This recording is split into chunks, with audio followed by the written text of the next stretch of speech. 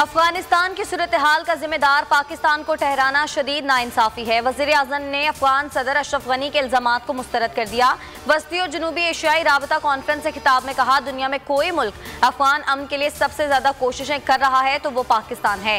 तालिबान को अफगानिस्तान में फतह नजर आ रही है तो वो पाकिस्तान की क्यों सुनेंगे। जब अफगानिस्तान में 1.5 लाख नेटो अफवाज मौजूद थी उस वक्त तालिबान को मुज़ाकरात की मेज पर लाना चाहिए था।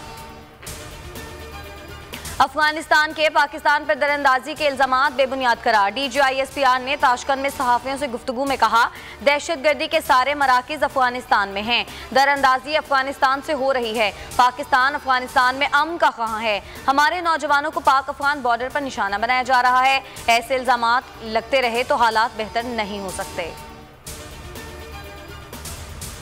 अफगानिस्तान की बिगड़ती सूरत हाल, पाकिस्तान से मदद के लिए अमरीका के राब्ते। आर्मी चीफ से अमरीकी नाजिमुल अमूर की मुलाकात, इलाकाई सिक्योरिटी और अफगानिस्तान की सूरत हाल पर गुफ्तगू। एंजेला एगलर ने अफगान अमन अमल में पाकिस्तान के किरदार को सराहा।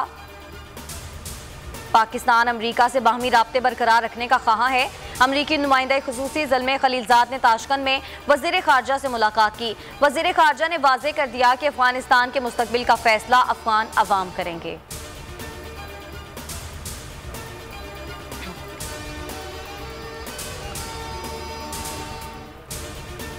हेडलाइंस आप जान चुके। मजीद बाखबर रहने के लिए विजिट कीजिए हमारी वेबसाइट bolnews.com। अब आप देख सकेंगे प्रोग्राम बस बहुत हो गया। देखते रहिए बोल न्यूज। सब्सक्राइब करें और बेल दबाएं ताकि कोई खबर रह न जाए।